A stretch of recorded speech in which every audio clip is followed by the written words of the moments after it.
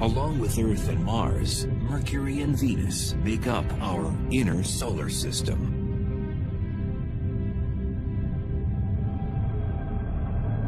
Jupiter, Saturn, Uranus, and Neptune, these planets farthest from the Sun, make up the gaseous outer worlds of the solar system.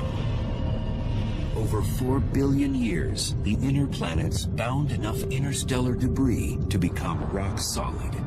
Why do we study planets? Why do we study astronomy at all? We someday need to go beyond the planet Earth if we expect to survive as a species for a very long time. And we need to know what's out there and what the nature of the universe is. We're studying worlds where things are exotic, but the basic processes of physics and chemistry at work are really the same that we see here on Earth. Millions of miles separate us from our rocky cousins. But a tour around Venus and Mercury reveals a common DNA.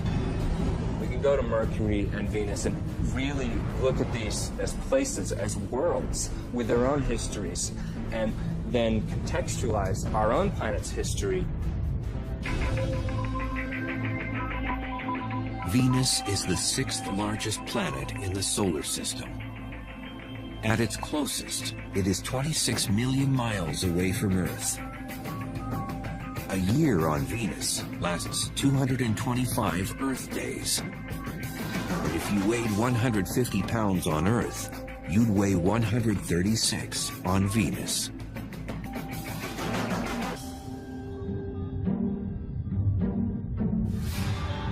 Venus. When the ancient Romans looked up, they were captivated by its commanding presence. They named the planet after their serene goddess of love and beauty. It's such a beautiful presence in the sky. It seems obvious the connection there. Venus has long been considered our sister planet because of its closeness in composition, gravity, density, and size. Venus and Earth are almost twins in a lot of ways. They're almost the same size. Venus is slightly smaller than Earth. So if Earth was a regulation basketball, Venus is a soccer ball, slightly smaller. And Venus is the closest planet to Earth. So for a long time, it was thought of literally as a twin planet. For ages, scientists thought this twin, like Earth, was a planet covered with deep oceans, lush rainforests, and had a climate that would give credibility to the notion that intelligent life could exist there. Before the space age, people thought it might be very Earth-like on Venus. But the paradox is when we actually got to Venus and started exploring it, the conditions there are so different. It turned out Venus was less of an exotic sister to Earth and more of an evil twin. So here you have two very similar planets in their sort of bulk properties, but they've evolved to such different states. And that creates an interesting problem in understanding planetary evolution, a sort of controlled experiment. Take these two similar planets and let them go for 4 billion years, and then why do they end up so different? First, some of the basic differences. Venus has been hit hard with meteors. One so strong that some scientists think it may have reversed the planet's rotation.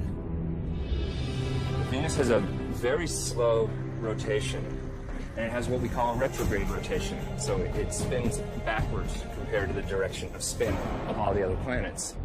Because of this retrograde rotation, the sun rises in the west and sets in the east. And the Venusian days are long ones. The amount of time from one sunrise to the next is about 8 Earth months.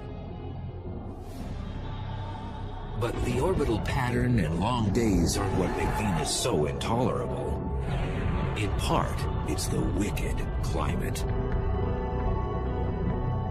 With a surface temperature of 900 degrees Fahrenheit, Venus is the hottest planet in the solar system. Travelers there would have their trip cut short in no time. It would take a matter of seconds. maybe 1 second before they were gone, roasted to death. If you're an astronaut sitting on Venus without a spacesuit, then your skin's going to crisp up. You're going to cook just like a turkey in an oven, except much faster even. The unforgiving heat wave is created by a process called the greenhouse effect, the identical process that keeps Earth's climate in check and teeming with life. But a closer look at Venus tells us how this common trait can be a cycle of life and a cycle of death.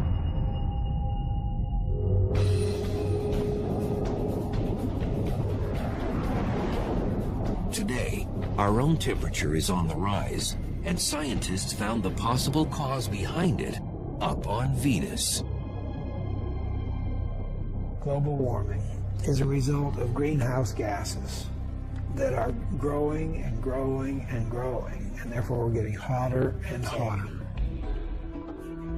When we looked at Venus, we said, aha, here it is actually happening.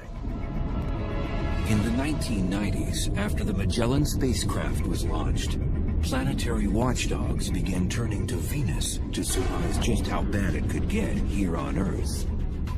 Space exploration has told us a lot about the Earth and the environment it's in. And in fact, the greenhouse effect that everybody's talking about with global warming was actually discovered on Venus. What they found out about Venus shed new light on how fragile Earth's greenhouse effect really is. And Venus didn't always used to be this hot. We think that early in its history, it was more Earth-like on the surface, and it lost its oceans due to what we call a runaway greenhouse effect. So Venus is an example that certainly a global change can happen on a planet, and it's sort of a worst-case scenario. We don't have to turn Earth into Venus before we're in trouble. We just have to move a little bit in that direction. And we are moving in that direction. But the real value of studying Venus, it allows us to test our climate models. Through computerized general circulation models, or GCMs, scientists were able to calculate temperature increases on Earth based on the amount of greenhouse gases on Venus. So just how does Venus's greenhouse effect work and make the planet so hot? This is Biosphere 2. Located along the foothills of Arizona's Santa Catalina Mountains, it was built by a group of researchers to explore the idea of colonizing other planets. It is the largest greenhouse on Earth. Biosphere is a perfect example of a greenhouse because it's a big building with glass panes that let the sun in, and the air is really hot in here. The solar rays that penetrate the glass panes cause the temperature inside to rise. The air heats up, but then the air cannot escape, cannot move vertically into the atmosphere because of the walls. The windows trap the heat, warm the building, and provide the plants and trees with a livable climate. On Venus, greenhouse gases don't exactly trap the sun's heat, but they greatly slow the rate at which it can escape. The greenhouse effect on any planet is a situation where the surface temperature becomes hotter because of gases in the atmosphere that trap the heat while letting in the sunlight. These same greenhouse gases that would prove to be fatal to us on Venus are essential to life on Earth. Without the greenhouse effect, the average temperature would be far below freezing, the oceans would be totally or almost totally frozen, and it's not even clear if life would exist on the Earth.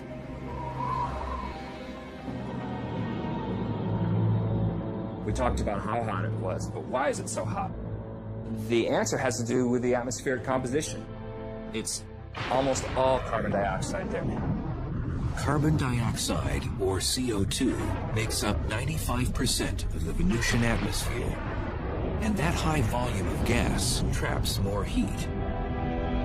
That's going to give you a strong greenhouse effect, and that's going to make it really hot. And that's why it's so hot on Venus. It's an extreme example of global warming.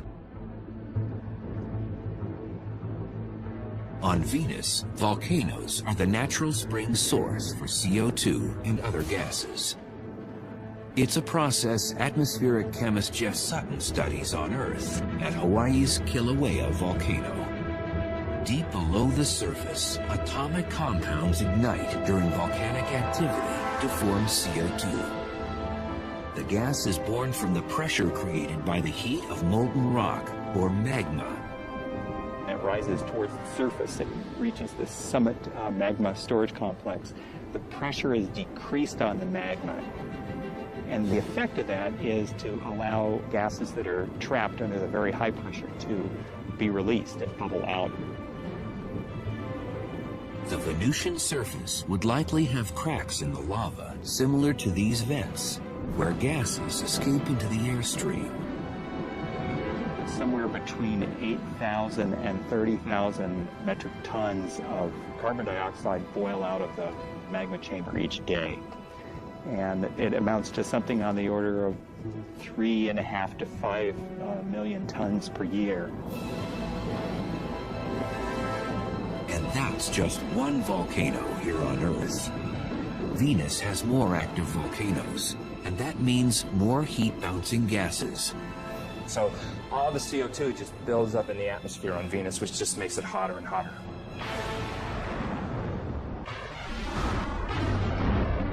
The 900-degree heat isn't the only trait that makes Earth's twin seem a menace. 30 miles above the scorching ground of Venus, there's havoc occurring on the planet that makes 900 degrees Fahrenheit feel like a cold front. Electrical mayhem, where split-second jolts can reach 50,000 degrees. Each spark of light contains 100 million volts of electricity. Lightning occurs on both Earth and Venus when electrical charges store up enough energy until they release a spark.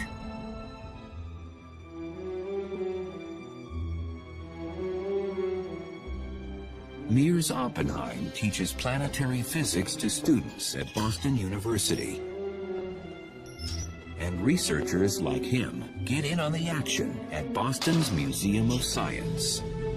In their caged lighting exhibit, 30-foot-high domes motor up to simulate how lightning is generated on Venus. And then, it's showtime.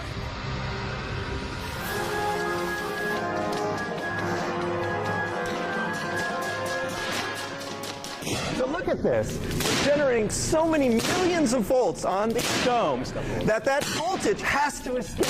And it's actually ripping molecules in the air apart. The air in the domes, like within the Venusian clouds, stirs up the electrical distribution of tiny atomic molecules.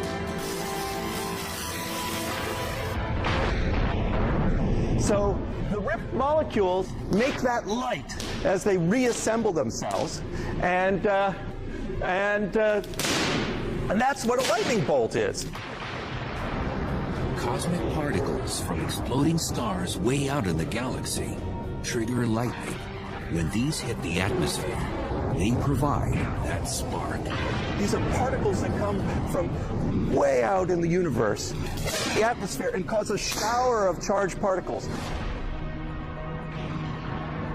And on Venus, you'd probably have real lightning to the extreme extent. You can contain enormous amounts of energy and go for miles and miles. On average, lightning hits the Earth more than 3.1 billion times a year. The number of times lightning hits the ground on Venus? 0. The atmospheric pressure on Venus is 90 times greater than on Earth because the weight of the atmosphere created by gases is heavier. This prevents Venusian lightning from hitting hard ground. Instead, it is restrained to the clouds. There's just too much resistance in that very thick air for a lightning bolt to get through. It's much easier for lightning to discharge from cloud to cloud. And besides appearance, there's little else that's Earth-like about Venusian clouds. In fact, the main ingredient that creates them is toxic enough to burn through human flesh.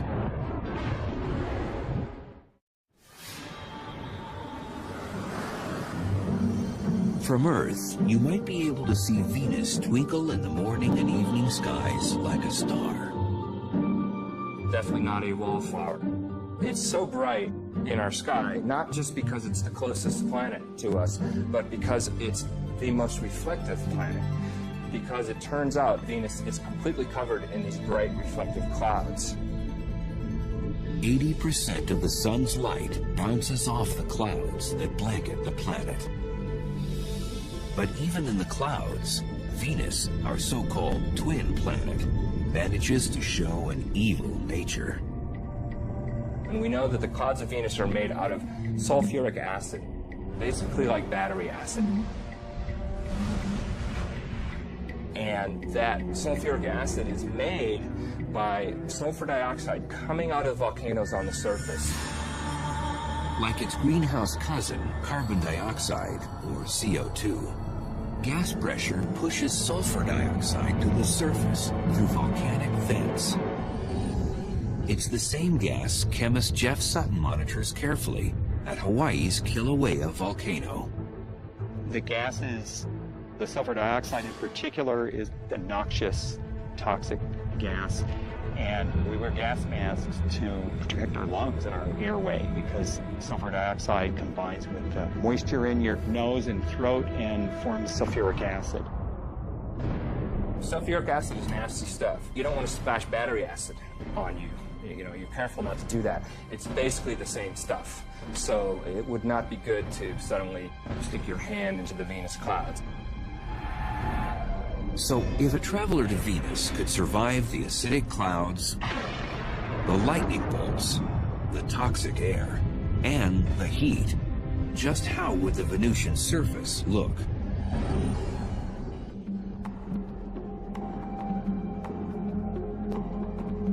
Volcanologist Jeff Burns with the United States Geological Survey, or USGS, circles the globe to understand what drives volcanic activity on the inner planets.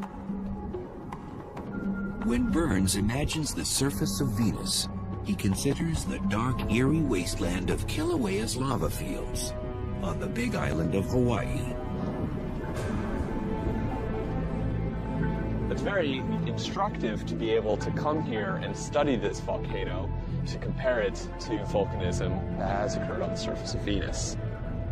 We can actually come out here to the field and study things. We can actually take samples and look at them in detail. Geologists expect the amount of volcanoes on Venus far outnumbers the 1,500 or so on Earth. Some estimates range from 100,000 to over 1 million volcanic features on Venus. With that many volcanoes, lava rock makes up 70% of the Venusian surface, just like it makes up much of Kilauea's terrain. The ground becomes solid when the lava cools into hard rock. Having a rock on Earth is our best analog for trying to understand rocks on the other planets. Basaltic rocks are the most similar to the Venusian plains. Basalt is the most common type of lava rock found on Venus and throughout the inner solar system. The minerals freeze into glass and small crystals, a total transformation from what lava looks like when it streams out of the volcano. When lava is actively flowing across the surface, it's incandescent and typically looks red. Now, quickly it'll form a silvery sheen over the top of it, and then over a period of a few weeks will turn black, such as the lava we see around me here. At 5 miles high, Mont Mons is the largest volcano on Venus. And it's left some tremendous lava channels in its wake, just like Kilauea did. Now, as you can see, the structure, we have levees here on the sides, and then internal structures as well. This is similar, perhaps, to how large channels called canali formed on the surface of Venus. However, they formed at a much larger scale. Large enough to create seemingly endless miles of canali across the Venusian landscape. Consistent in both width and depth, the canali are much longer on Venus than on Hawaii because of environmental conditions on the planet. The dense atmosphere and hot temperature slows the magma from cooling into solid rock. And with little wind and no rain to further cool the magma, lava can cut through the surface for months after an eruption before it hardens.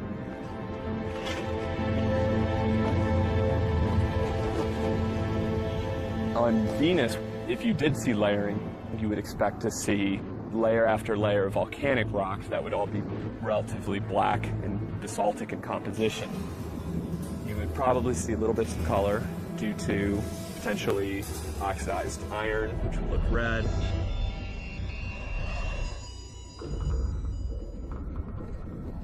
Typically, basaltic lava flows are glassy enough that, in fact, you would actually cut your hand.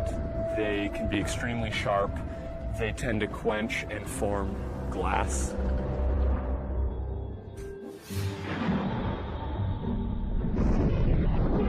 And then there are the skies. That heavy Venusian cloud cover diffuses most of the direct sunlight. So it would be a lot darker on the surface of Venus during the day than it would be here on Earth. Also, because the light is scattered very efficiently, you tend to lose shadows. So everything is lit fairly consistently across the surface. And then additionally, because of the composition of the atmosphere, everything would tend to have more of an orangish tinge to it.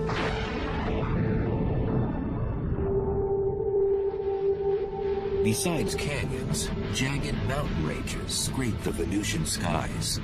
The planet's highest peak is on Maxwell Mons. Maxwell is about 35,000 feet high, which puts it at a healthy distance above Mount Everest or any mountain on Earth. Everest is something like 28,000 feet high. So it's definitely larger than anything on Earth. Our sister planet seems to have outdone one of our 7 natural wonders. But how would the Venusian terrain measure up against another geologic feature, our canyons?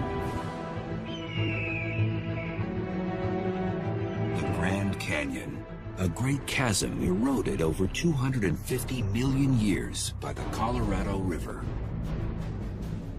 When the Colorado Plateau was uplifted millions of years ago, it gave the water more energy to cut back through the canyon and wear away the rocks.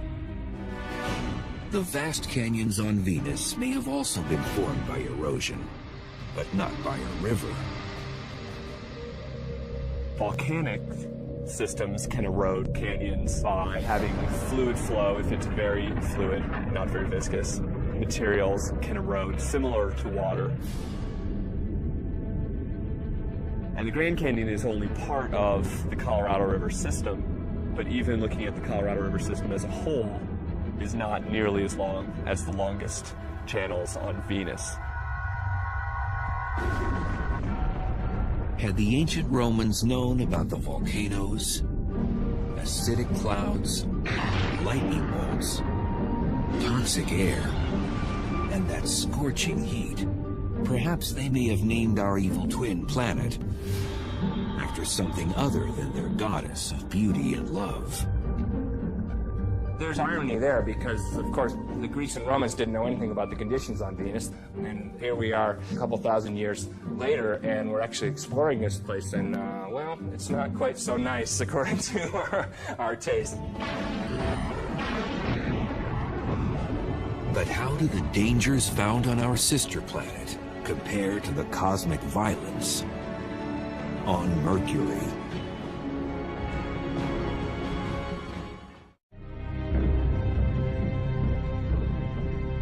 "48 million miles away from Earth, Mercury's dust-covered hills and empty plains stretch as far as the naked eye can see. It's a colorless body. It does not have really any colors like you see on Mars or the Earth or even Venus for that matter. Dr. Robert Strong, with the University of Arizona's Lunar and Planetary Lab, has been a chief authority on planetary geology for more than 35 years.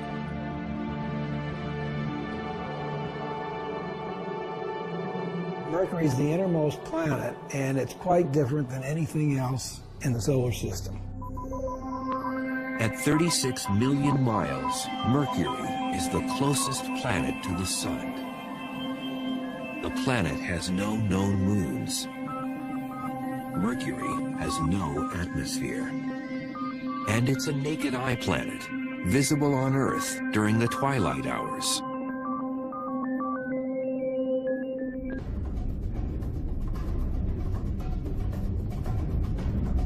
With a diameter 60% smaller than Earth, Mercury is the solar system's scrawniest planet.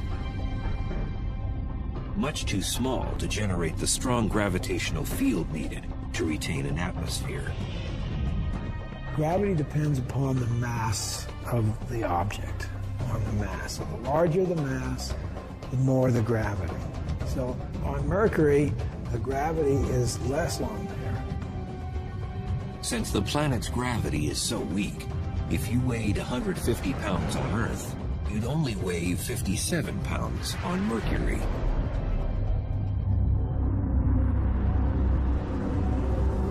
Planet size matters when it comes to the internal heat needed to sustain geologic activity. The internal convection currents that drive geology stop, and in general, it just freezes up and there's no way to sustain that geological activity. And that happened to Mercury a long time ago, probably after less than 1 billion years of its life. The days when the planet beat with a strong pulse that produced volcanic and tectonic Mercury quakes are long gone. Is Mercury a dead planet? Depends on what you mean by dead. Is it internally active now? Probably not. It's probably not active at all. It is essentially a dead planet and has been dead for about 4 million years. For a near lifeless planet, Mercury still has some movement. Named by the ancient Romans after the swift-footed messenger god, Mercury orbits the Sun in 88 Earth days, the fastest of any planet. But when it comes to the time it takes Mercury to spin on its own axis, the planet holds the record for being the slowest. Length of time, around 180 Earth days, about half a year. The Sun's gravitational force creates a tidal friction within Mercury, which slows down its speed as it spins on its axis. This means a year on Mercury is shorter than a day on the planet. And that sluggish rotation gives Mercury a somewhat peculiar weather forecast. For 6 months, the side exposed to the Sun reaches 800 degrees Fahrenheit. On the other side, the temperature drops to 300 degrees below zero. It has a long time to heat up on the side facing the Sun and a long time to cool down on the other side. And that's why it has these huge temperature extremes. Despite its close proximity to the Sun, Mercury is a bit of a black sheep in the planetary family. Its skies always seem like starry nights. The skies would be black. The reason we have blue skies on the Earth is because of our atmosphere. Nitrogen scatters light preferentially in the blue, and so that's why the sky looks blue. Mercury doesn't have an atmosphere, so the sky would be black. Legend holds that Mercury, the Roman god, invented the sport of boxing. This is one planet that's taken the lion's share of the ring.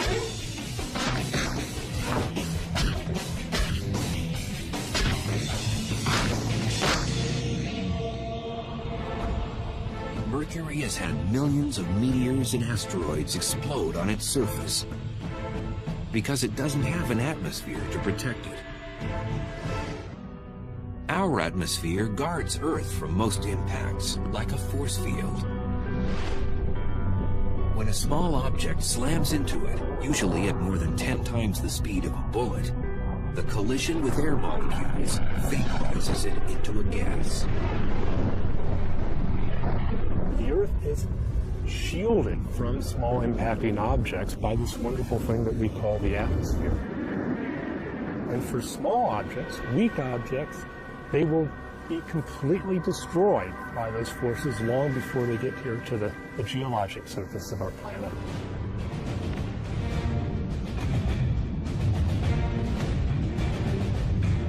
On Mercury, without that atmosphere, the asteroids and meteors smack down at full throttle.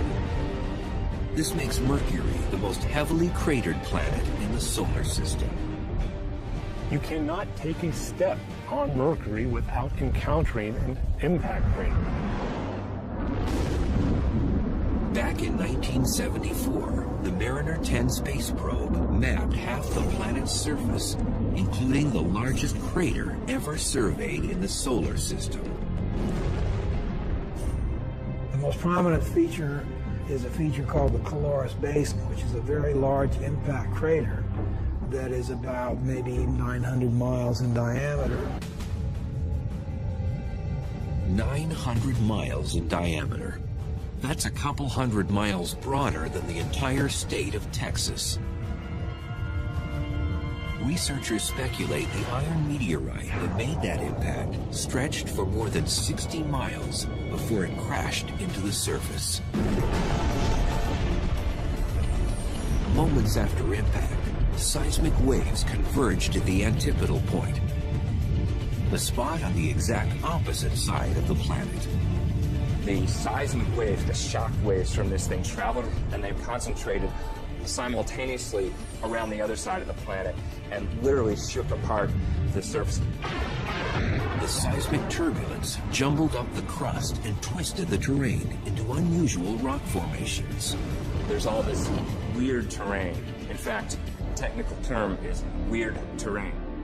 Because you look at it and it's just weird. It's this jumbled up and hilly and doesn't make any sense according to most geological activities. It's just very rough and looks as though somebody kind of scooped up the surface and just kind of dropped it down. Pre-existing craters suddenly became crude hills, some 6 miles wide and a mile high. In fact, the amount of surface elevation could have been on the order of a kilometer or two in just a few seconds. It would have been horrendous. Scientists have no way of knowing exactly when the Caloris impact happened, but they can surmise one thing.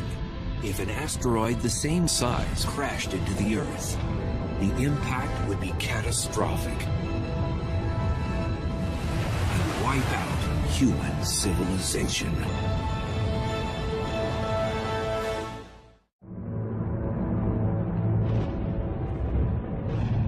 Countless meteor and asteroid impacts have left Mercury scarred with dents and crater rings. Today, the planet looks beaten, a terrestrial corpse.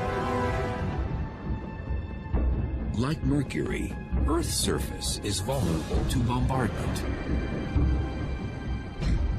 And Arizona's meteor crater is one of our most preserved and Mercurian craters. The desert basin has given geologists a better understanding of what happens when a meteor strikes Mercury's surface. Upon impact, energy from the shockwave rips through the surface and moves tons of rock upward to shape the crater. And that flow of rock excavated this bowl-shaped cavity and deposited debris on the landscape for kilometers around. Same energy swept up the crater walls and caused these flat-laying layers of rock behind it to actually be uplifted. And the rock, under the influence of shock, wasn't behaving grittily like rock does, but more like taffy. This is one of the hallmarks of impact craters, not only here at Meteor Crater, but anywhere in the solar system. But imagine if the mighty object that formed Mercury's Calorus Basin crashed down on the site of Meteor Crater. It would be a massive explosion.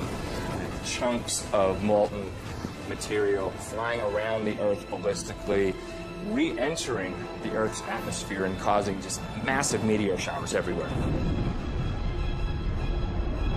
For nearly 7,500 miles, the shock wave would rip up the soil and stir up tsunamis with 2,000-foot waves.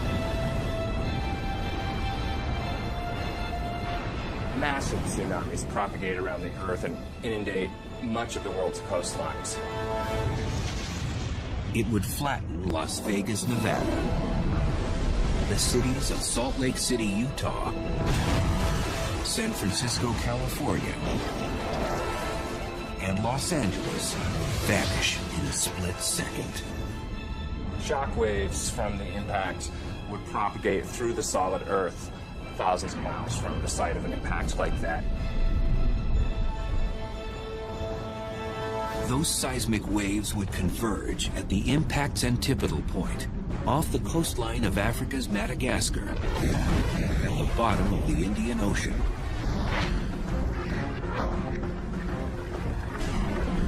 Suddenly, a mountain range would explode through the ocean floor and crash up to form that weird Mercurian terrain. Like an unbelievable earthquake, probably everywhere on Earth for an object that large. Meteor Crater would be a nick in the surface compared to the Mercurian gash left behind from a Calorus-type impact. The gouge would consume a quarter of the continental United States. An object that size would eliminate a large portion of the west coast of the U.S. if it fell, say, on Arizona. It would literally change the coastline in an instant.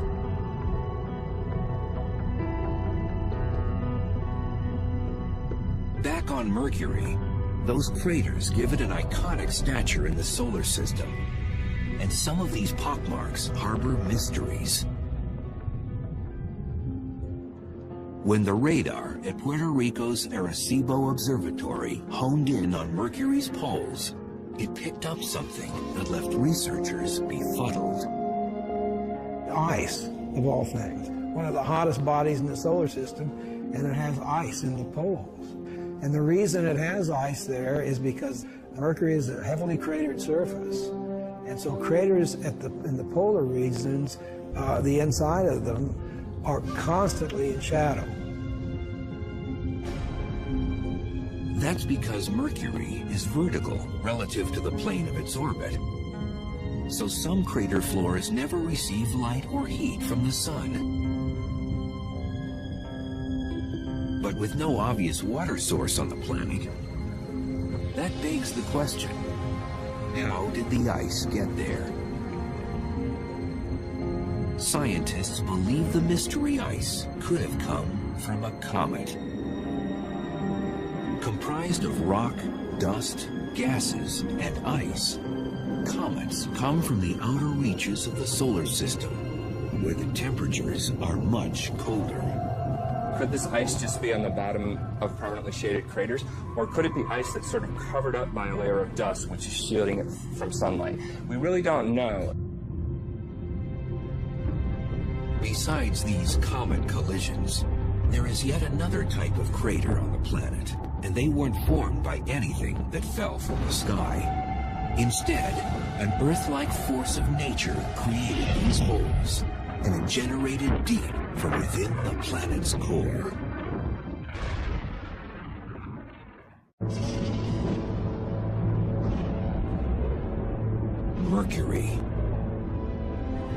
closer look at its terrain by scientists reveals that some of its craters could have been formed from something other than asteroids, comets, and meteors.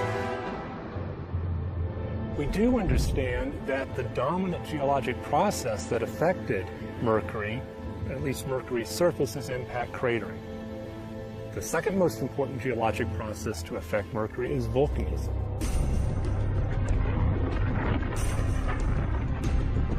Although we haven't seen any definite evidence of volcanoes on Mercury, we do expect that there have been volcanic eruptions in the past.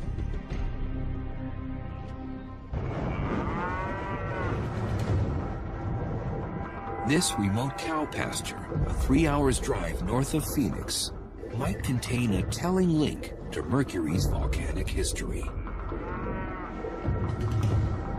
The cratered hills are extinct cinder cone volcanoes, and geologists suspect similar ones can be found on Mercury. This is a cinder cone. You can see behind me there's a large crater in the center, which is typical of cinder cones. These volcanoes do have their differences with Mercury's cinder cones. Because Mercury has less gravity, we would expect the cinder cones that form to be much wider and much flatter. All volcanoes erupt when the pressure from the magma or molten rock inside is greater than the strength of the rock containing it. Pressure increases for two reasons: too much magma and too much gas. And when pressure increases in a volcano, it usually has one place to go. Lava comes up to the surface and erupts explosively. You have a vent area and you have what's called a fire fountain. If the pressure is great enough, its force can spew lava higher than 100 feet on Earth. But on Mercury, with such low gravity, the fountain could eject lava 30 stories high.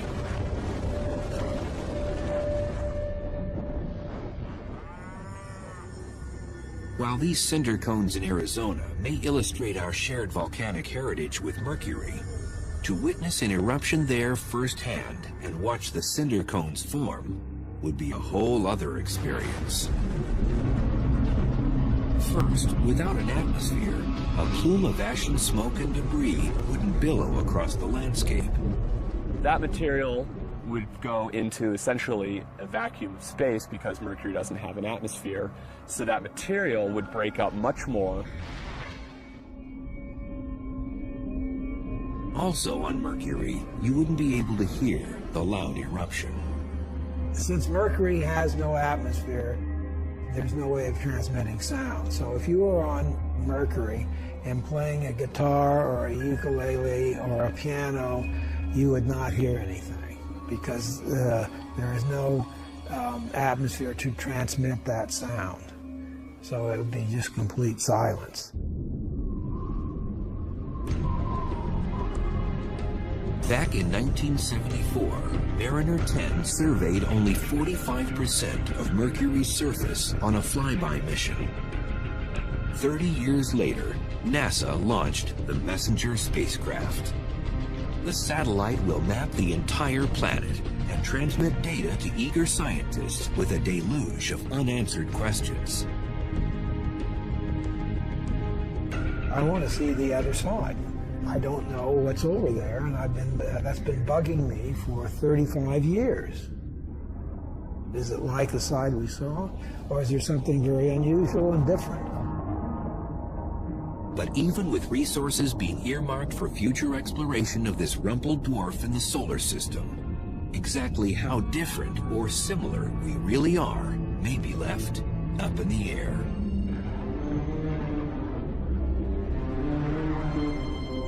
Despite the harsh conditions on Mercury and on Venus, a close look around our own backyards reveals the good, the bad, and the ugly of the inner planets.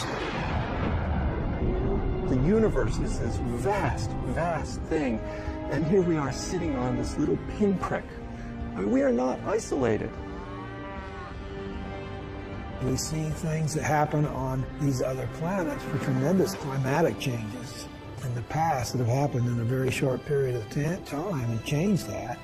And that can happen on the Earth. Ultimately, it enriches our knowledge of who we are and how unique and how rare an environment like ours and even creatures like us might be in the universe.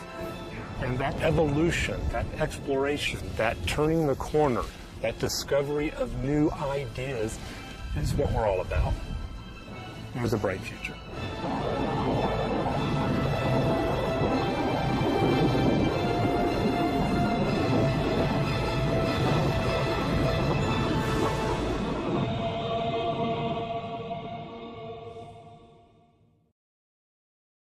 Lush rainforests, and had a climate that would give credibility to the notion that intelligent life could exist there.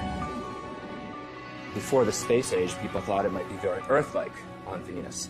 But the paradox is when we actually got to Venus and started exploring it, the conditions there are so different.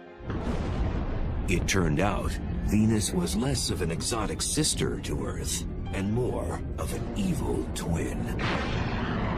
So here you have two very similar planets in their sort of bulk properties, but they've evolved to such different states. And that creates an interesting problem in understanding planetary evolution, a sort of controlled experiment. Take these two similar planets and let them go for 4 billion years, and then why do they end up so different? First, some of the basic differences. Venus has been hit hard with meteors. One so strong that some scientists think it may have reversed the planet's rotation. Venus has a very slow rotation, and it has what we call a retrograde rotation. So it spins backwards compared to the direction of spin of all the other planets. Because of this retrograde rotation, the sun rises in the west and sets in the east. And the Venusian days and the possible cause behind it up on Venus. Global warming is a result of greenhouse gases that are growing and growing and growing, and therefore we're getting hotter and hotter.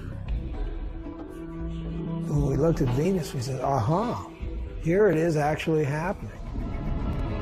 In the 1990s, after the Magellan spacecraft was launched, planetary watchdogs began turning to Venus to surmise just how bad it could get here on Earth. Space exploration has told us a lot about the Earth and the environment it's in. And in fact, the greenhouse effect that everybody's talking about with global warming was actually discovered on Venus. What they found out about Venus shed new light on how fragile Earth's greenhouse effect really is. And Venus didn't always used to be this hot. We think that early in its history, it was more Earth-like on the surface, and it lost its oceans due to what we call a runaway greenhouse effect. So Venus is an example that certainly that global change can happen on a planet, and it's sort of a worst-case scenario. We don't have to turn Earth into Venus before we're in trouble. We just have to move a little bit in that direction. And we are moving in that direction. But the real value of... They're long ones. The amount of time from one sunrise to the next is about 8 Earth months.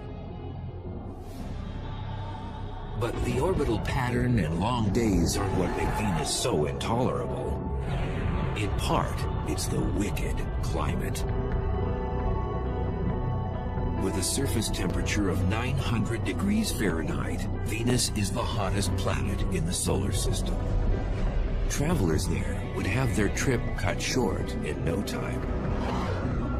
It would take a matter of seconds, maybe 1 second before they were gone, roasted to death. If you're an astronaut sitting on Venus without a spacesuit, then your skin's going to crisp up. You're going to cook just like a turkey in an oven, except much faster even. The unforgiving heat wave is created by a process called the greenhouse effect, the identical process that keeps Earth's climate in check and teeming with life. closer look at Venus tells us how this common trait can be a cycle of life and a cycle of death.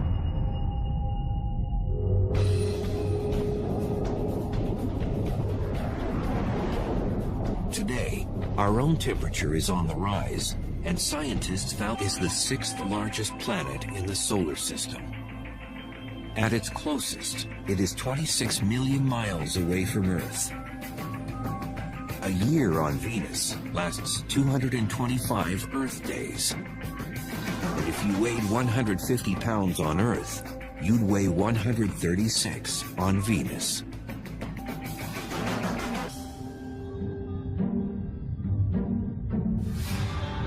Venus. When the ancient Romans looked up, they were captivated by its commanding presence. They named the planet after their serene goddess of love and beauty. It's such a beautiful presence in the sky. It seems obvious the connection there. Venus has long been considered our sister planet because of its closeness in composition, gravity, density, and size. Venus and Earth are almost twins in a lot of ways. They're almost the same size. Venus is slightly smaller than Earth. So if Earth was a regulation basketball, Venus is a soccer ball, slightly smaller. And Venus is the closest planet to Earth. So for a long time, it was thought of literally as a twin planet. For ages, scientists thought this twin, like Earth, was a planet covered with deep oceans. Along with Earth and Mars, Mercury and Venus make up our inner solar system.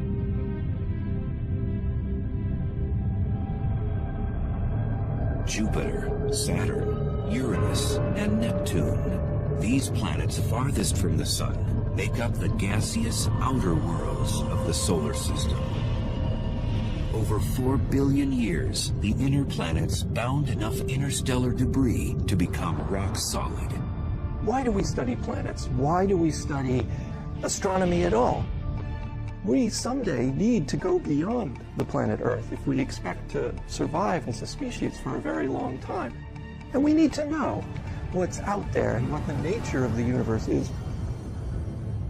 We're studying worlds where things are exotic, but the basic processes of physics and chemistry at work are really the same that we see here on Earth. Millions of miles separate us from our rocky cousins. But a tour around Venus and Mercury reveals a common DNA.